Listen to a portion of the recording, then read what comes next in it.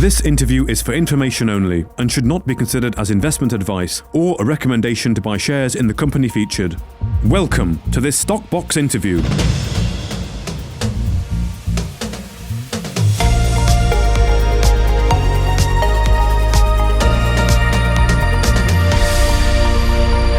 Joining us today is Jason Brewer, the CEO of Marula Mining, following the announcement of assay results from the Nyorinyori graphite project in Tanzania. Well, thank you very much for joining us, Jason. How are you?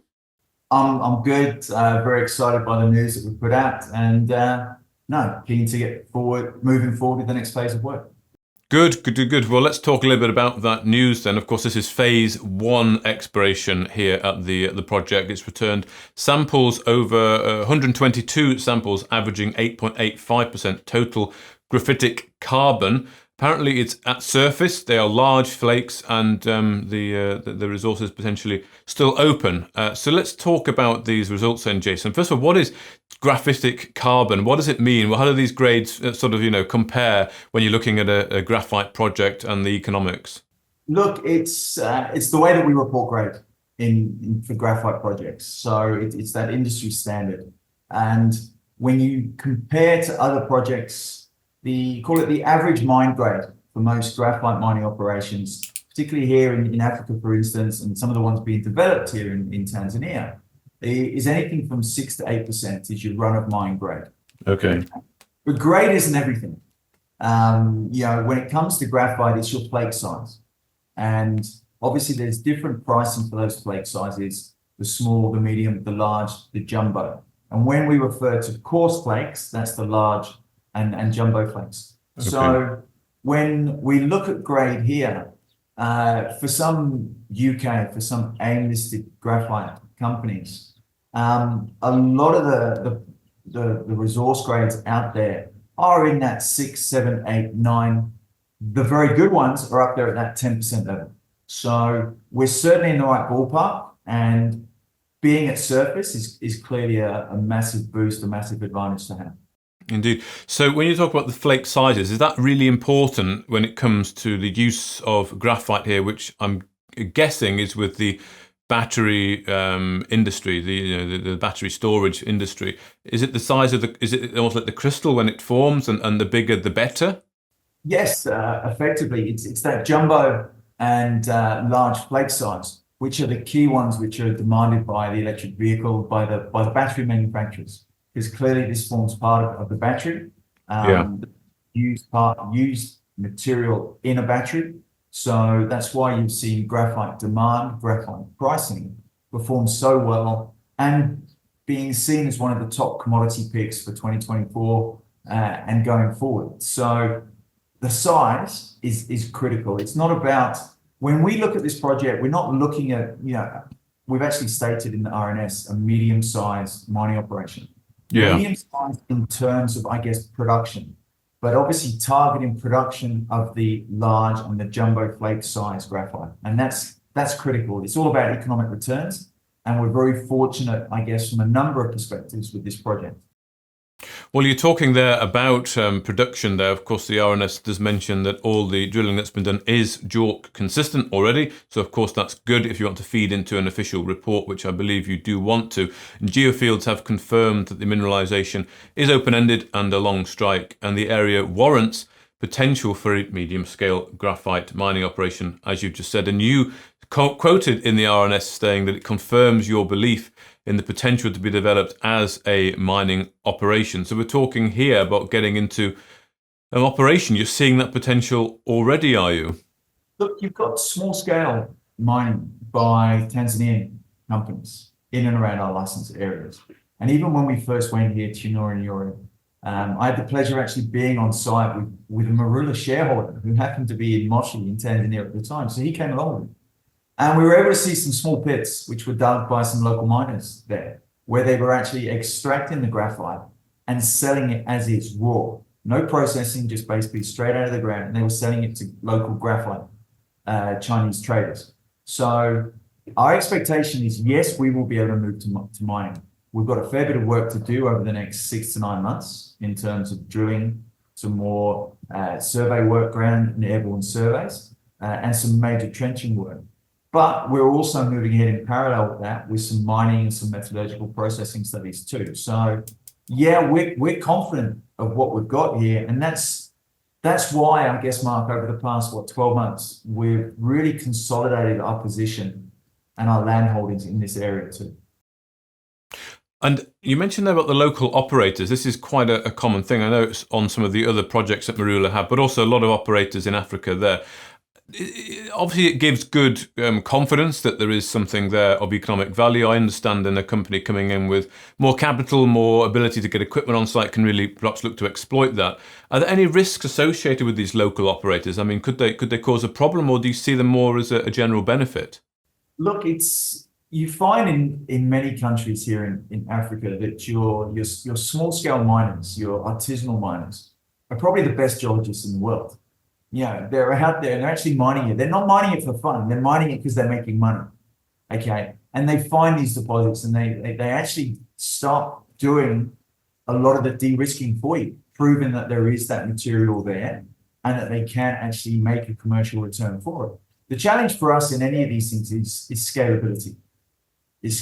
So you go around and you see some of these projects, and then you've got to say, okay, just how extensive is this? Yeah. Is this just some small pocket of mineralization, or is it widespread? How uniform it is, and just what opportunity is there to take it from here up to here? And that's kind of what our focus has been in Tanzania and here at Nyorinyori, where you can see there's been local miners that have actually sold sea container loads of this graphite mineralization into India and made several $1,000s per ton on these sales. So that excites us.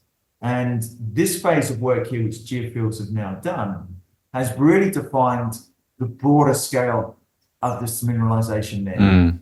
Also, I guess from these assay results as well, fairly consistent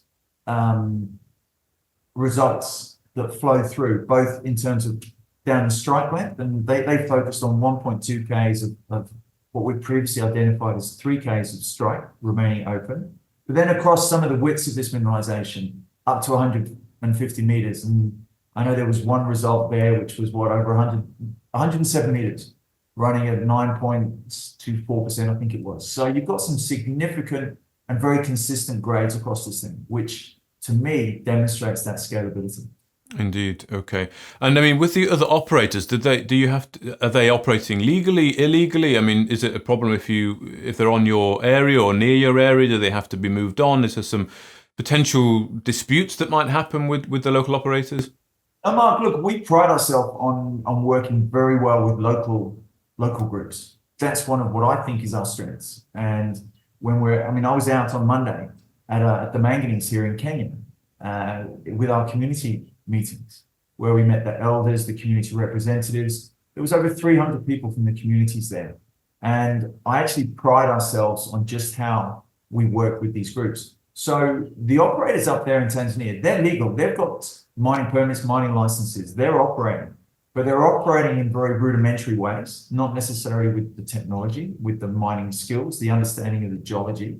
So that creates an opportunity for us once we're able to get confidence, like I say, in the scalability, to go in there and work with them, which is why with all our projects, we're not sitting there in Tanzania with 100% owned projects. We've got our partnerships with Total Mining at the copper and at the graphite, and with Nyori Green here on the graphite too. So it's effective partnerships, because once you've got that, you operate better within the communities, and everybody can see the economic benefits that come to it.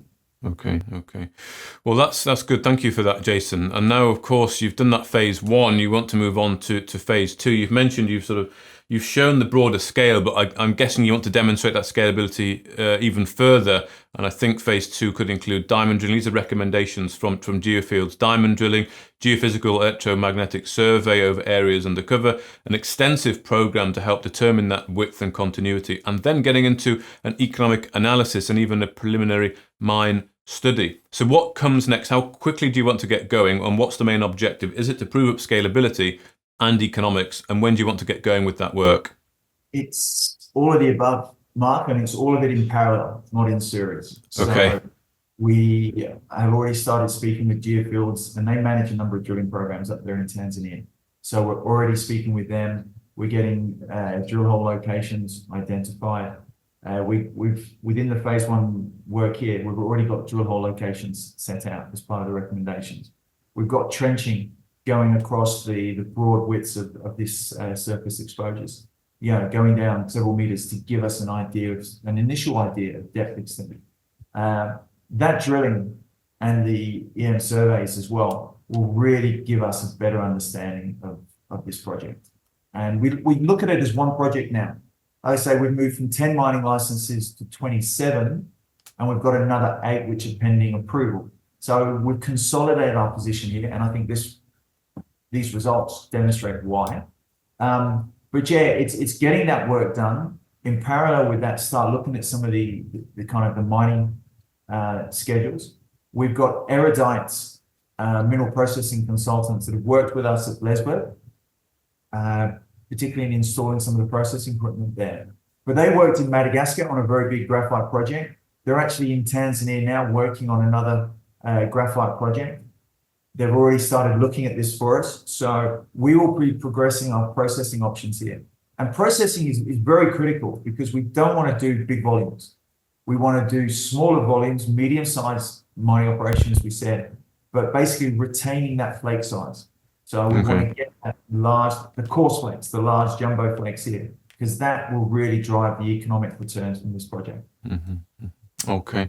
Well, thank you very much, Jason. The news is timely because, of course, this evening Stockbox are doing our live premiere event. It's a graphite special. You are, of course, on. We can talk more about this news. We've got Panther Metals and also Sovereign Metals as well. So I'd encourage anyone who's got any further questions for you, Jason, on this project to get them in, or indeed tune in tonight so they can ask them directly. But for now, thank you very much for your time.